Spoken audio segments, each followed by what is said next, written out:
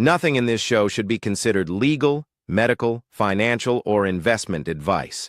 Information presented is from internet or other news sources. Always do your own research and due diligence.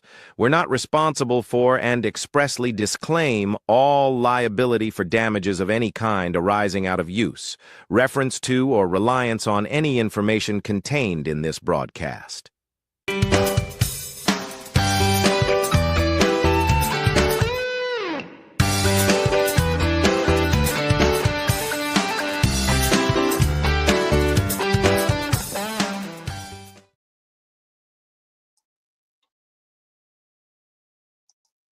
Hey everybody, welcome to Money and Change. A little delay on the opening here. Strange things have happened this week. Probably will happen some more too. Who knows? Anyhow, welcome to Money and Change right here on the Trim Radio Network, better known as trimradio.com. And you can join us on our Facebook page, Money and Change /financially prepped. You want to check out that page because all of the topics that we cover will be on that page. All you have to do is click on the comments. And with all of that, let's get going with the show because we've got a lot of stuff to cover tonight.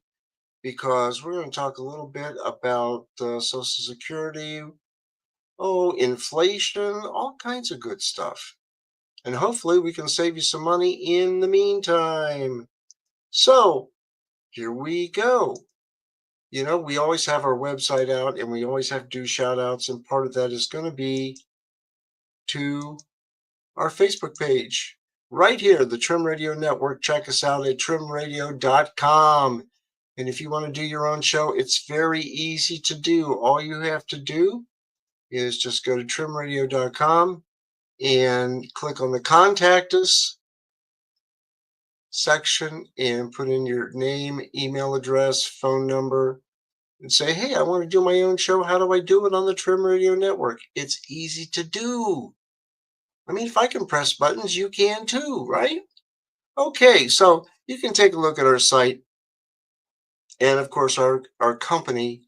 And you might say it's a company, but it's very loosely done because we enjoy what we do. But we have a story that we have in our leadership here.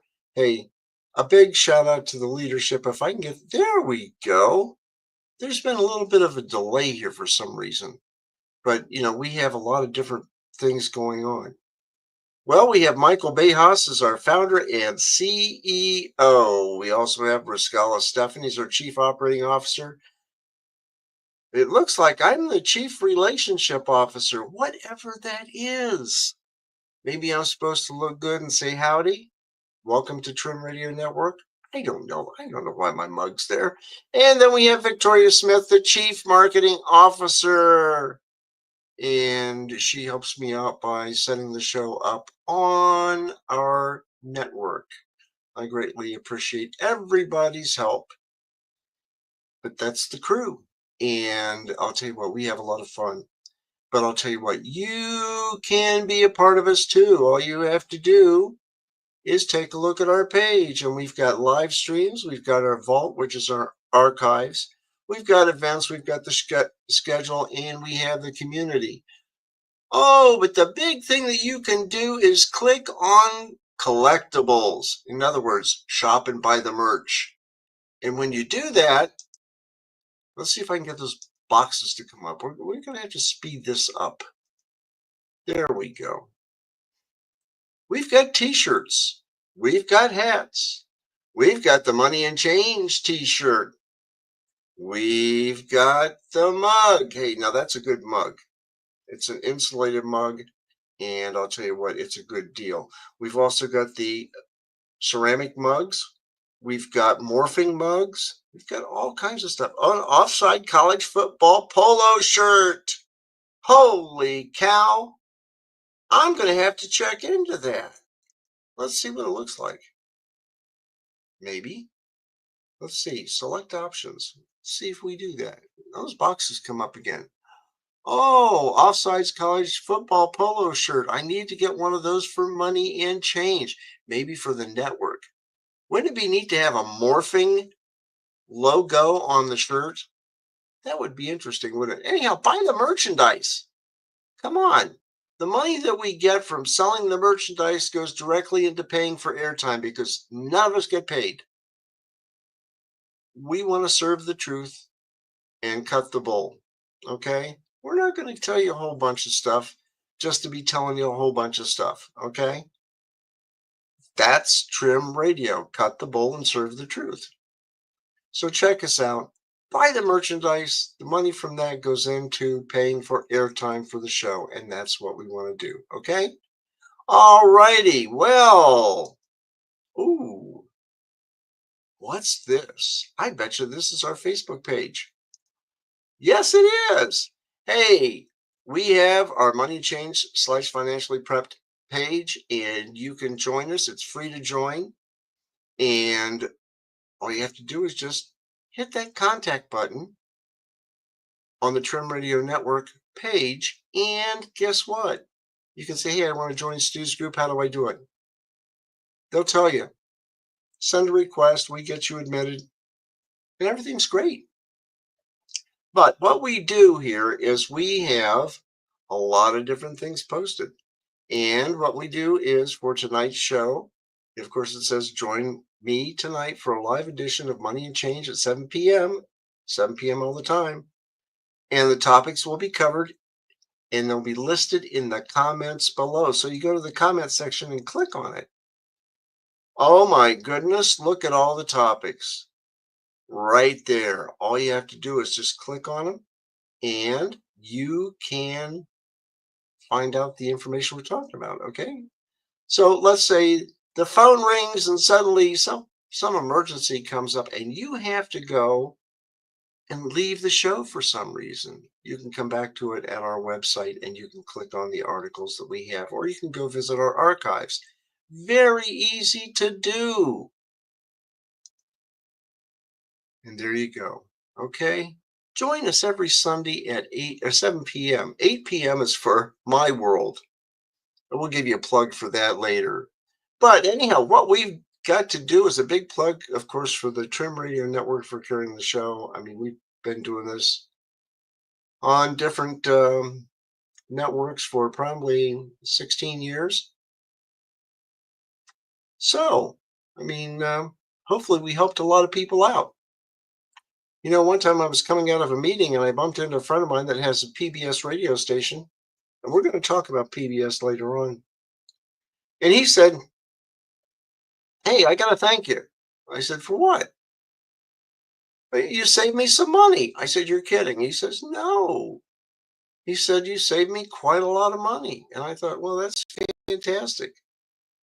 I'm glad I could help you. He says, well, I watch the show and I listen to what you say. And guess what? There's a lot of important stuff. And coming from somebody that had a show on PBS for probably 30 years is quite a pat on the back. Actually, I've actually known the family for longer than 30 years, trust me. Anyhow, we've got that. We've got a big shout out, of course, to the University of Findlay at www.findlay.edu, located in Findlay, Ohio. We've got a big shout out to the Rusty Ducks Custom Pens and Blanks. So if you need custom pens made for your sorority, fraternity, college, university, trade school, high school, junior high, grade school, your teachers. Hey, school's coming up. That'd be a nice thing. Get a custom pen made for your teacher. Maybe it'll work better than putting an apple on the desk. You know, when I was going to school, kids would bring in apples and put them on the teacher's desk, hoping for better grades. It didn't work, trust me. But, you know, hey, at least they had a snack, you know, during break.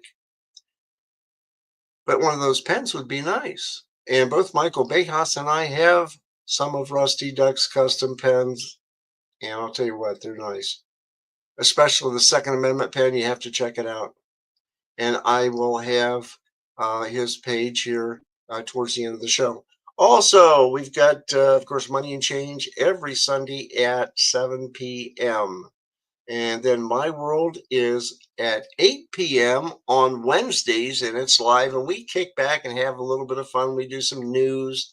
We do some funny stuff. We have some funny comedians. I mean, we have a good time. It's a kick back and relax. You bring your own snacks, you bring your own drink, and you sit back in your comfy chair and just watch and enjoy.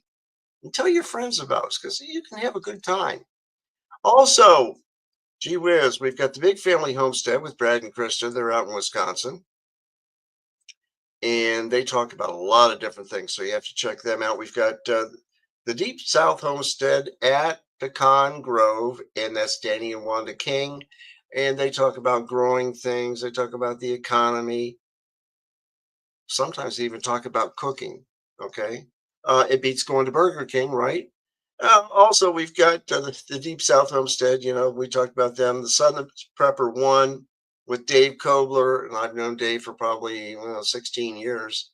And I'll tell you what, he's a good guy. He produces a couple of videos a week, and I'll tell you what, he's a busy person, but he talks about boots on the ground and stuff going on with the economy. And I've talked to Dave before, and he's a good guy. Trust me. If he wasn't, I wouldn't mention him on the show. None of these people would be mentioned, by the way. Also, we've got the Patriot Nurse with Rachel, and she talks about a lot of different things. But she is a nurse with a lot of experience, and she talks about staying healthy and herbalisms, I think. Check her out. Also, we've got Prepper Princess with Amber Stork. Hey, she's a self-made millionairess. That's a technical term. She calls herself a self-made millionaire. And I'll tell you what, she lives frugally. And I keep telling people that. Also, we've got the LDS Prepper. Oh, yes, I forgot to bring the radio. I have to show you. This is an Ocean 935G Plus with a Nagoya 771 antenna, 771G, I have to say G antenna. Fantastic radio. It really is. It's not a bubble wrap radio you get at Wally World or Costco. Okay. It's a good one. And I can talk 35 miles away to a repeater in Dayton, Ohio, and I can get up 90 miles beyond that, and sometimes even farther, depending on the atmosphere. Your whole family can benefit from one of these radios. $35 license from the FCC, no test required. Just behave with the rules, and anybody in your family can use the radio. It's a great thing. What happens when the power goes out?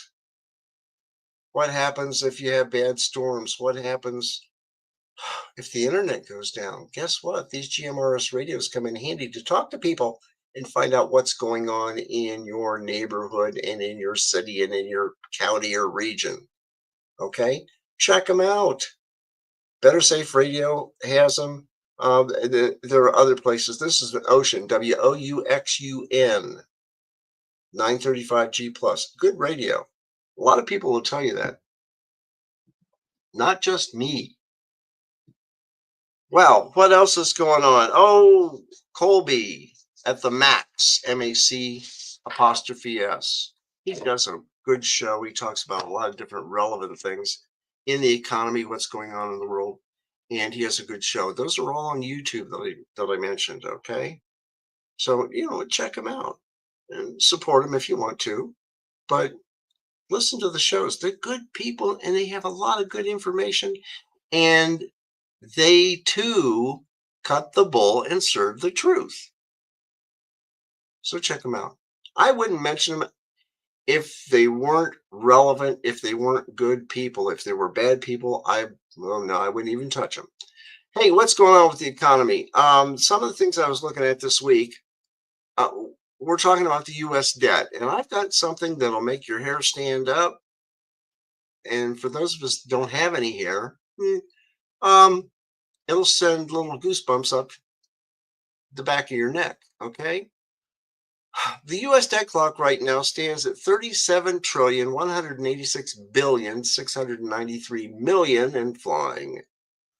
The debt per citizen is $108,407, and the debt per taxpayer, which is important, is $323,053. Do you have that money on hand? How did we get there? Well, the government likes to overspend. They get these wild schemes that, oh, we need this program, that program, and the other, but they don't look at the total budget because they don't have a budget. Some people say that Congress spends like drunken sailors. Well, that's really an affront to drunken sailors because they know when to quit because they run out of money. Congress doesn't run out of money, they just keep printing more. And that's why we go into debt. And that's a problem. And I was in high school and we were talking about the national debt in the econ class, and we were talking about it. And the teacher said, well, we could just print more money. I said, well, if you have a debt, you ought to pay it off so you don't have to pay interest. And he laughed that off. And I thought, where did you go to school? Where did you learn about money? Where did you learn about debt? I always tell people, pay down your debt. Put some money aside. Get out of debt, put some money aside. Buy some long-term food in case there's an emergency and the markets are closed, the weather's bad, whatever. Make sure you can purify and store water, at least 3 gallons per person per day. That's a lot of bottled water. Make sure that you have a good first aid kit. Make sure that you have those blue tarps to put on your roof if you get a roof leak. You can also use it for tenting and other purposes. And they're cheap. You can get them at Wally World, better known as Walmart, or you can get them at Home Depot or Lowe's or other places. Make sure you have clothing for the season. Make sure you have plenty of batteries. Make sure you have plenty of flashlights. Make sure you have your GMRS radios. Now, if you want to take a test to become a ham operator, and you can talk even farther. But you want to be prepared, and that's why we call it Money and Change / Financially Prepped on our Facebook page. And I posted a video there about communication during an emergency. Check it out. They're good people. They talk about how to do that and set it up so you can talk to people in your neighborhood and stay safe. Okay? Oh, wow. The national debt. Yeah, we got to do something about that. And, the government's been cutting jobs and cutting worthless programs that really aren't worth a hill of beans. And they're trying to conserve and save money because they've spent like drunken sailors for I don't know how many years. I think they only came to close balancing the budget, and I believe that was during Clinton, but it was initiated farther back with Daddy Bush. So we've got a problem. We overspend. We don't take enough tax money in, and we overspend. Our U.S. federal tax revenue coming in is $5,213,800,000,500. It's just flying, and you can see it on the screen. And generally, it's about $15,281 per citizen. But they keep the feds keep spending money they don't have. Contact your congressman and tell him to, hey, stop it. I'm tired of going broke. Well, what else is going on? Well, you think Uncle Sam owes $37 trillion? It's far worse than that, according to Stark Realities and Brian Glinchi. Yeah.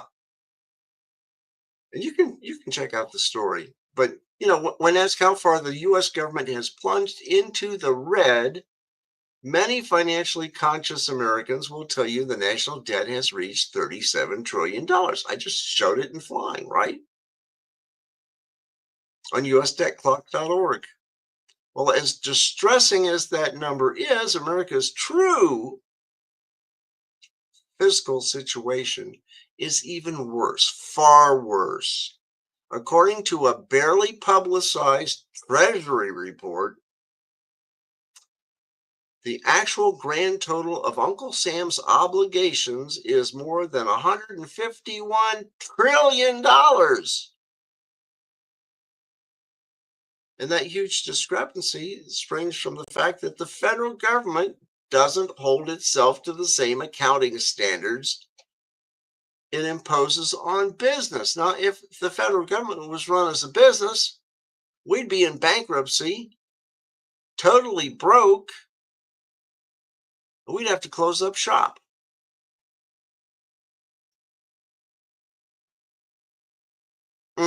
That's bad. But after all this goes on, as a result, the discourse on federal obligations and their obligations on how they spend things, the different programs and so forth. All that focuses on the national debt and comprising of treasury bills, notes, and bonds. In other words, paper. It's not physical gold. It's not silver. It's not platinum. It's paper.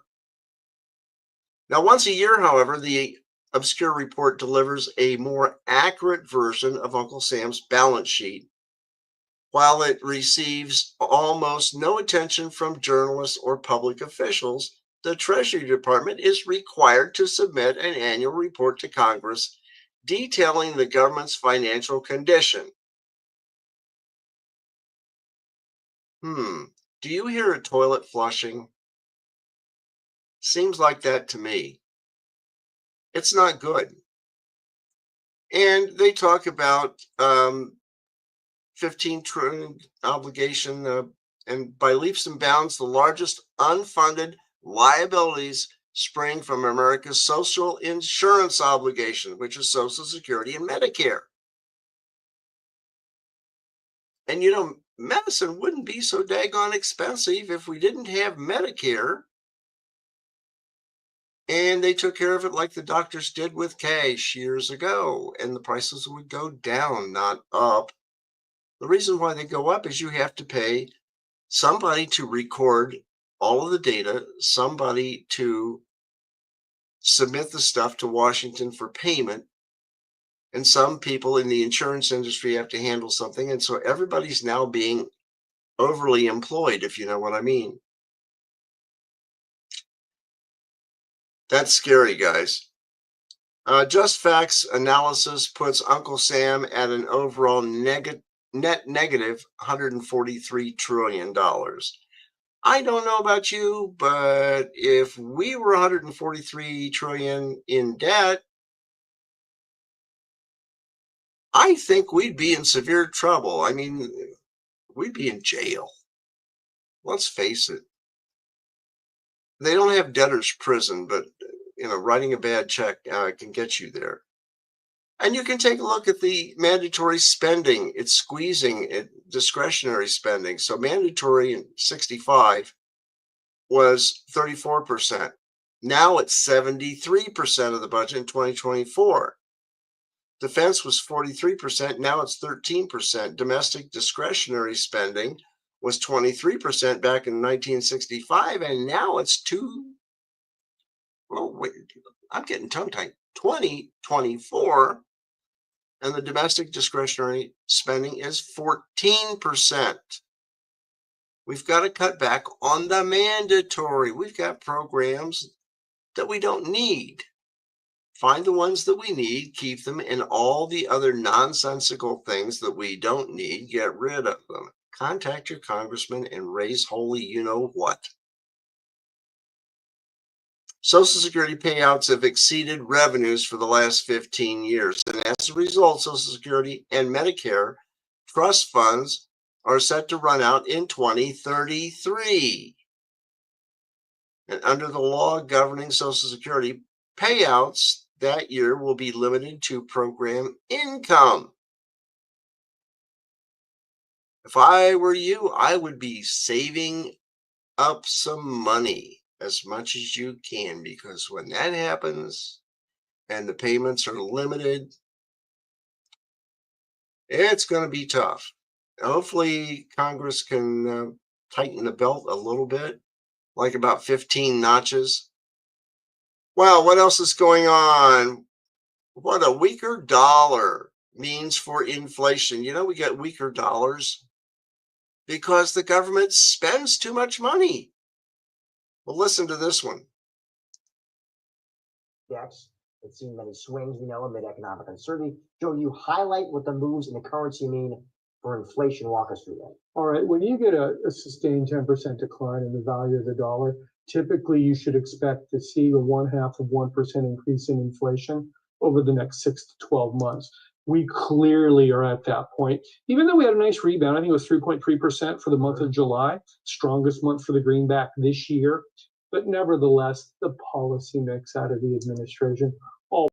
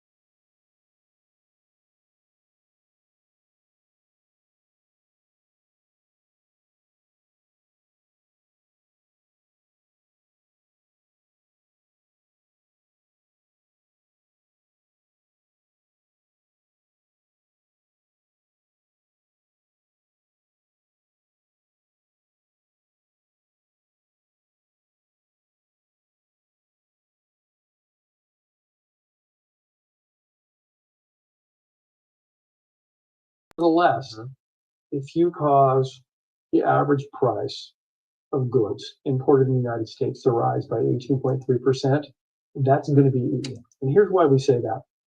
There's a lot of talk that, well, foreign exporters are just eating the price. They're going to engage in invoice pricing. If that was the case, import prices would be falling significantly. They're not. They're actually rising. So that's just not happening. So that means it's not the exporter, it's going to be the importer, so the retail or a consumer, those points on the chain, where those are going to be eaten. Joe, I can honestly say that given the news flow today, you were the perfect guy to be sitting in that That's chair. very kind of you to say. Thank you. Thank you, sir. Thank you so much, Phil. Wow. Things will happen. Oh, hey, there is something going on. What's going on here? Last policy Oh my goodness. My button's stuck. My button's stuck. Almost all members of the Well, son of a gun. I'll tell you, boy, that's a surprise. We were going to do something else. We know that we're going to have a weaker dollar, and we know that we're going to have inflation. So it's getting scary, isn't it? Hey, the biggest industry in every state. You take a look at the United States and what we've got. We've got housing industry. We've got the banking industry. We have manufacturing right here in the Midwest. That's Wisconsin and Iowa, Michigan, Indiana, Ohio, Tennessee, Kentucky, North Carolina, Arkansas, Alabama, Mississippi, and Louisiana. Yeah. And then we've got real estate. Wow. Just go to our website and check it out, okay?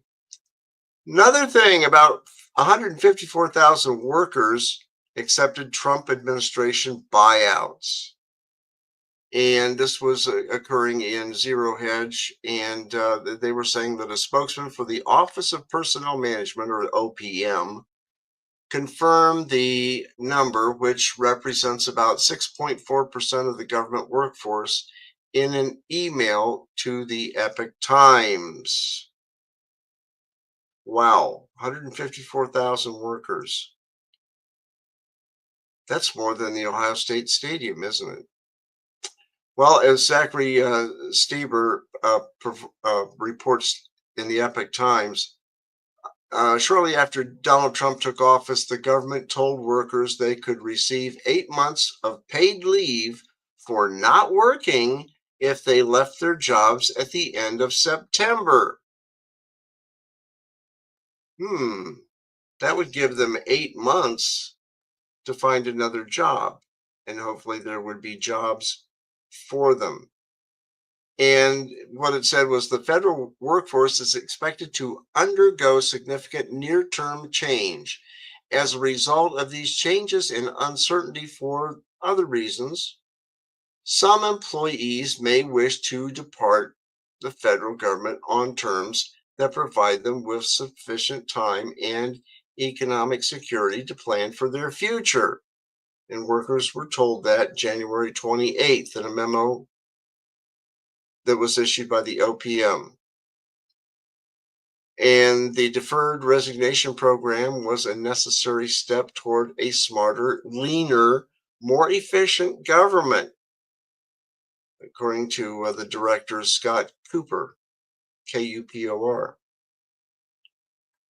And Cooper called the program a practical, humane, and voluntary option to accelerate workforce transitions in a system that desperately needs movement, noting that fewer than 6,000 employees were removed from the 2.4 million workforce in 2024 for bad behavior and poor performance. The problem of it is people end up having bad behavior, very poor performance, and nothing gets done in government. I mean, they ought to apply that to Congress. They're not doing much themselves. We could save a lot of money there. Senate Democrats said in a report on Thursday that they estimated it cost billions of dollars to implement the program, primarily to pay employees during the months of leave.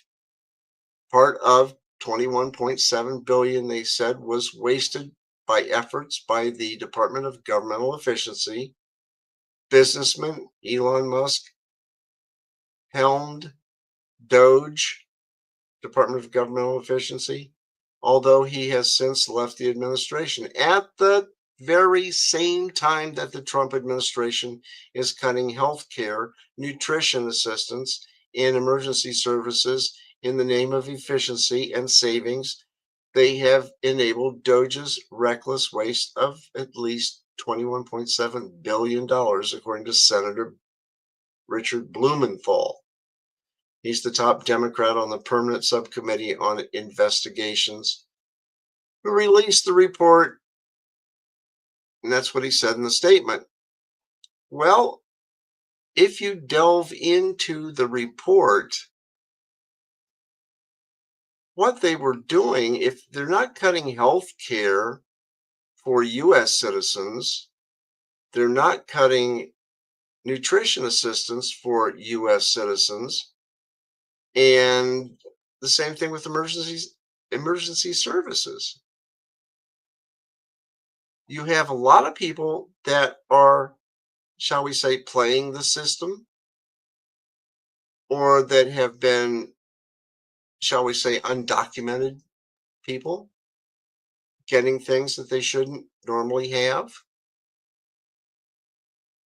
And somehow the prior administration was doing that, and they were spending money like a drunken sailor.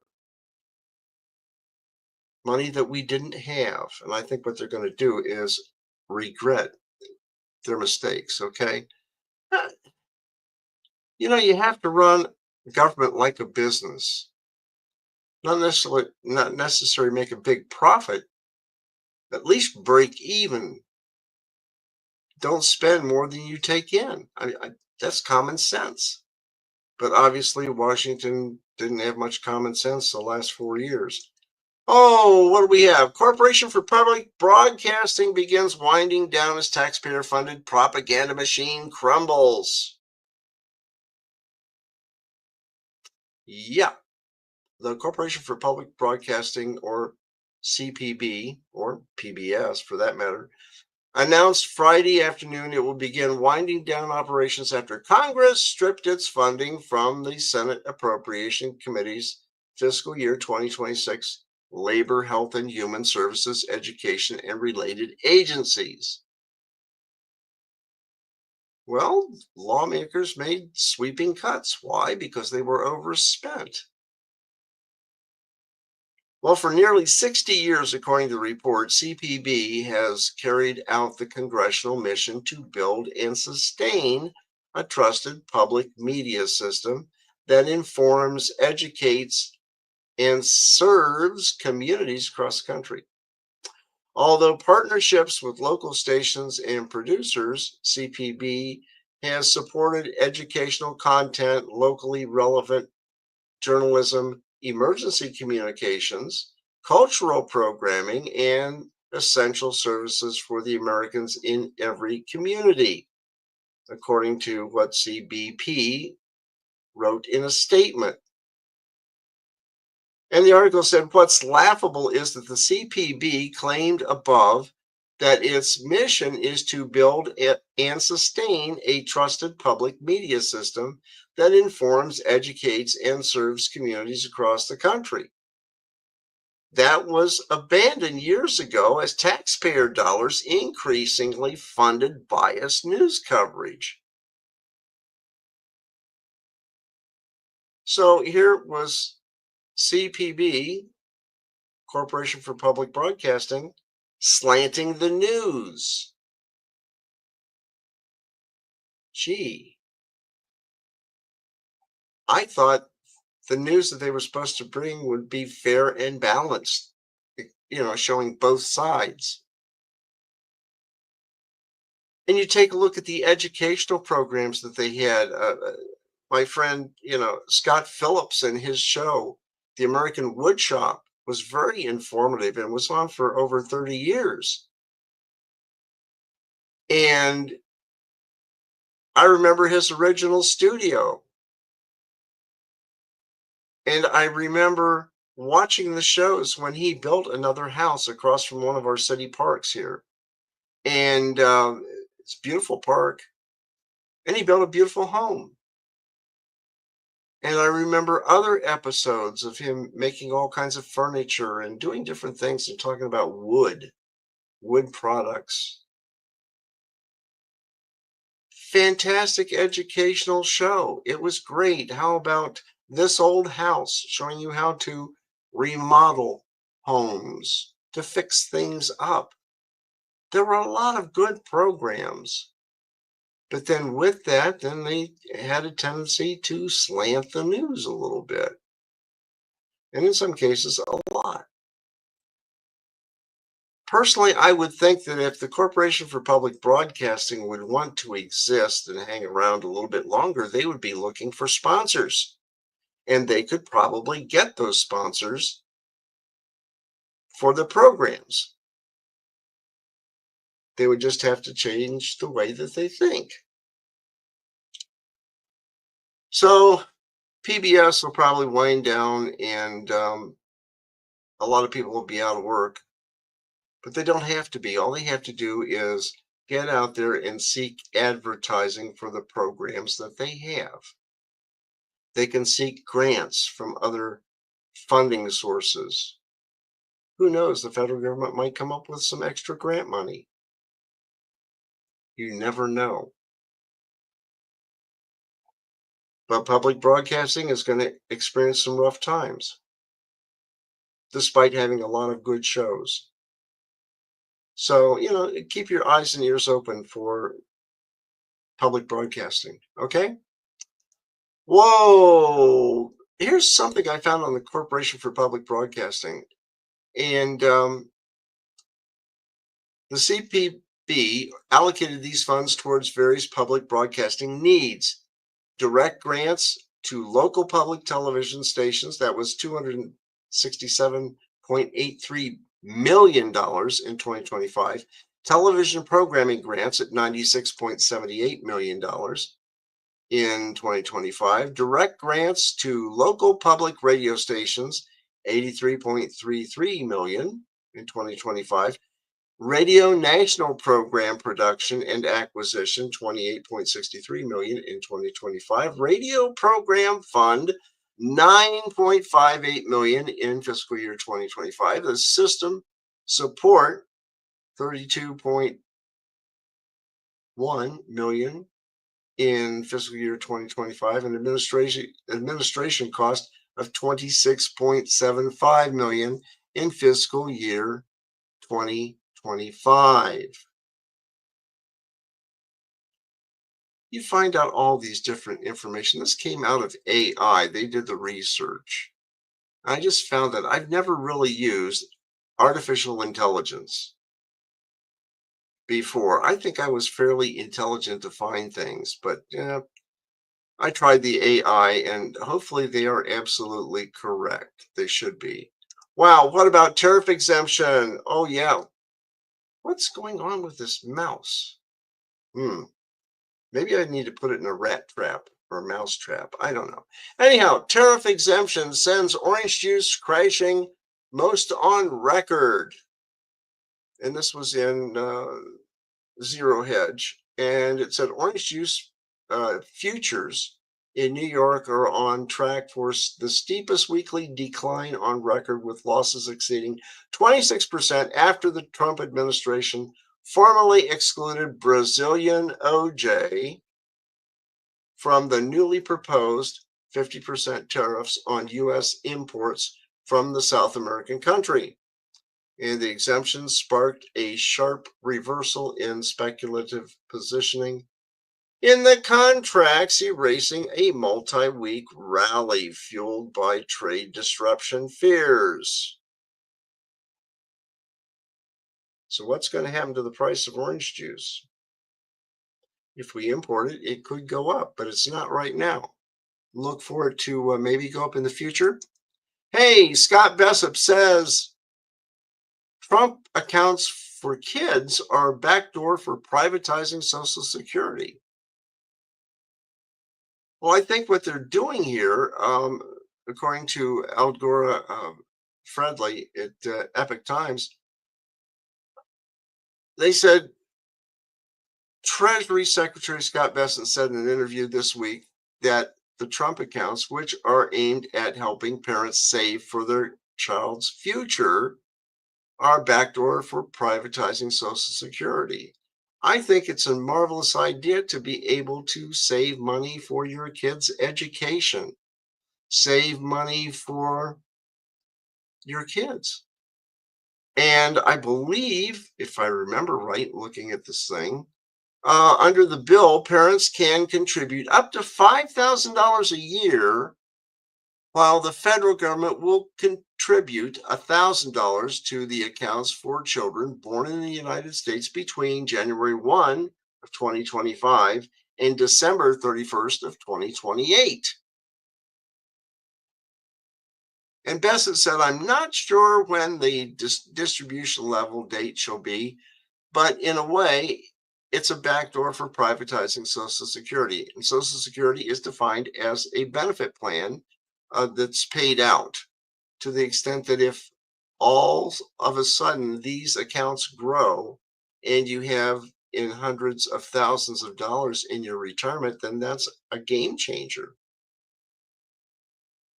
So that tells you if you save your money and invest it wisely, when your child is born between January 1 of 2025 and December 31st of 2028,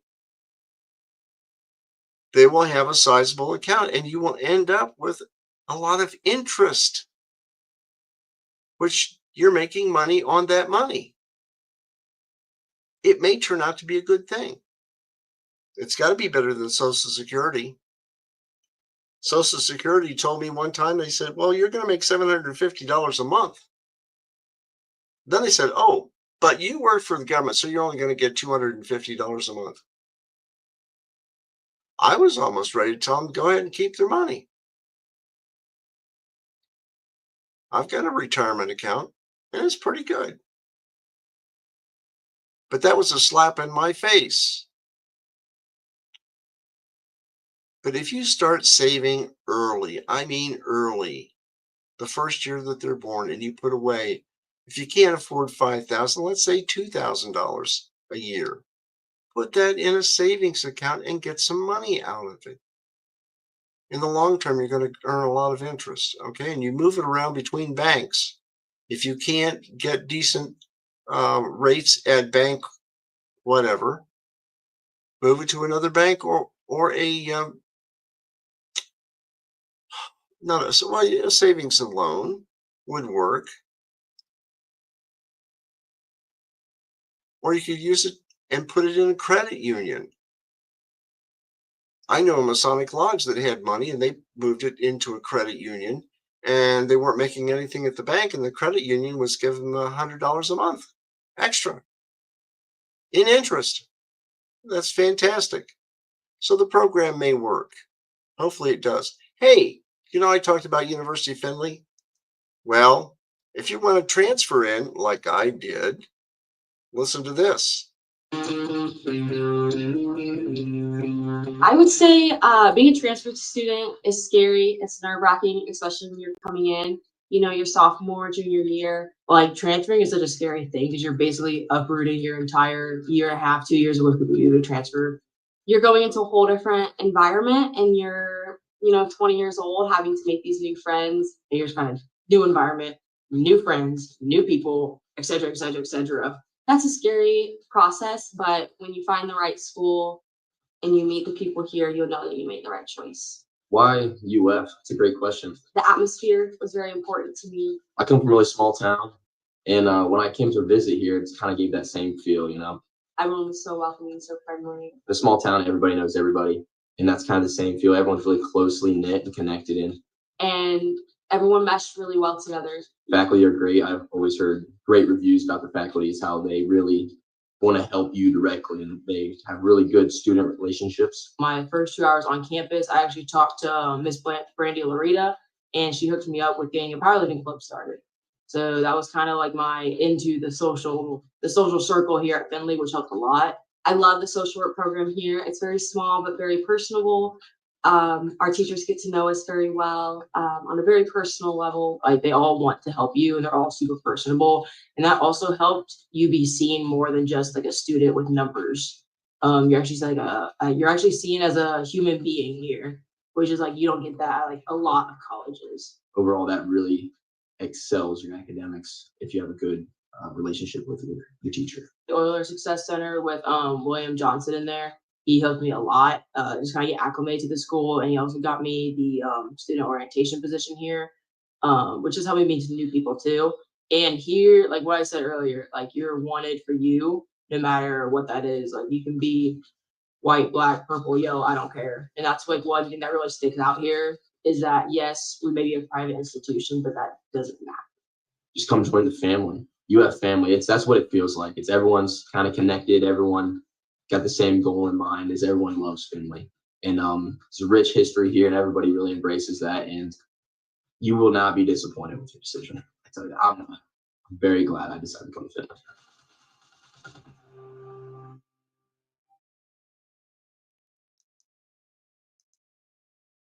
Now, I'll tell you what, I transferred from Ohio University where they had 28,000 students. And it was a different experience. Going for 28,000 students all the way down to basically 3,000 students, 2,000 students at the time. Yeah. So it was a very friendly atmosphere. And the professors knew you by name, not a number. Ohio University was basically a number. And when I went to the University of Findlay, at that time it was Findlay College, they knew you by name. And if you didn't show up to class, they would call you and say, hey, you weren't in class Y. Or your grades aren't doing very well. Why? What can I do to help? Well, that's what the University of Findlay's about. And they do an excellent job. They really do. So check them out, www.findlay.edu. Wow, what else is going on? Well, if I would hit the right button here, America's best and worst states for saving money in 2025. You can check that out on Money and Change /financially prepped. Also, we have another one here. Is it tough to get, it's a tough job market for new college grads.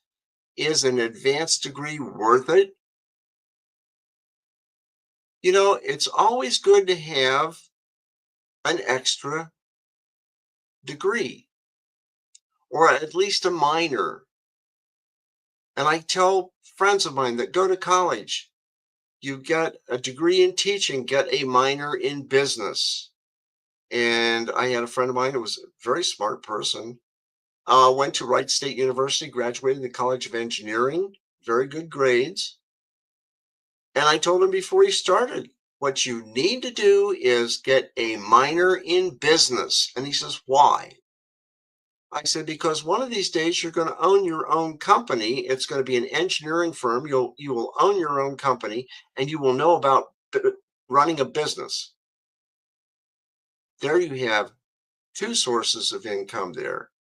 If one doesn't work out, you can do something else in another. And I say that to everybody, get a minor and make sure that you can have a major degree and a minor degree. And I think if I would have stayed at the University of Findlay, I would have had 3. I didn't. Dumb me. I had a lot of schooling. I went to 6 different schools. I didn't get kicked out. I just went to different schools. I had a few years at Ohio University, a few years at the University of Findlay. I had graduate classes at Morehead State University and at Xavier University, Ohio Dominican. I was getting education in all different areas. Don't just concentrate in one. It's not worth it. Wow, what else we got going on here? While we go here, it's time now for our weekly segment, Ask How to Finance Anything. And this week we're zeroing in on retirement. I'm joined once again by Bob Powell, host of Yahoo Finance's Decoding Retirement video podcast. So it's only fitting that today's questions are all about planning for your golden years. So Bob, someone asks, I keep reading advice that suggests I wait to claim Social Security at age 70. Should I? So, Allie, the answer, as with most things concerning Social Security and money, is it depends. But here's why I often suggest waiting until 70 to claim. For one, you get the largest possible monthly benefit, and that amount will also grow over time given cost of living adjustments, which will be large because they're based on a higher benefit amount. Second, if you're married and you're the higher earner, waiting can mean a much bigger benefit for your survivor, for your spouse. So, for example, if your benefit at age 70 is $4,500 a month and you pass away at age 90, your spouse would receive $8,100 per month when you pass away.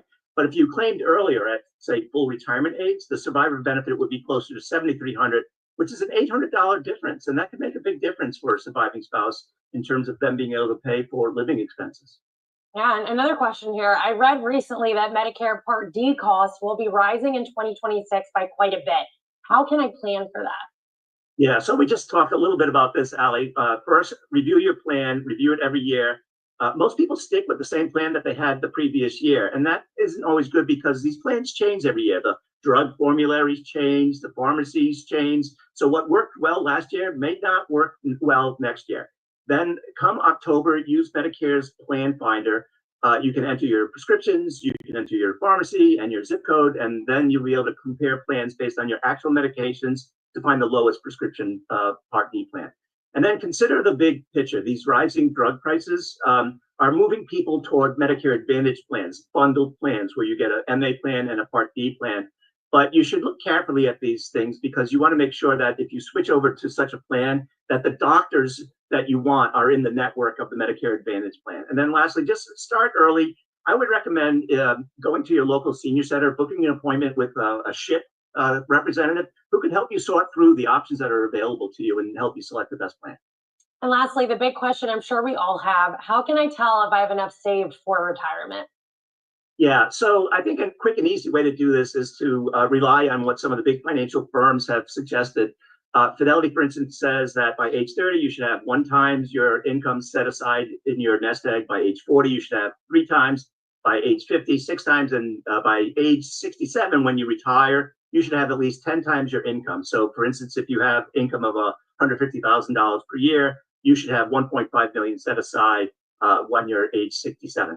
That said, I think it's always wise to check with a financial advisor about this because your actual facts and circumstances may dictate a different number, right? It's all based on what your expenses will be in retirement, what your sources of income will be in retirement, what your expected lifespan will be in retirement. So use that as a sort of a rough rule of thumb, but then go get some expert advice to help you narrow in on what the exact number should be. Hey, Bob Powell, thank you so much. Yeah. Pay attention and save. Live beneath your means. That's the key to the whole thing. Living beneath your means. Instead of having steak a couple of times a week, guess what? Hot dogs. Go vegetarian. Just go ahead and save your money because you may need it. Okay? With that, guys, that's all I've got for this week on Money and Change. And stop back and listen to something called My World on Wednesday at 8 p.m. We'll have some fun there. See ya. Save your money.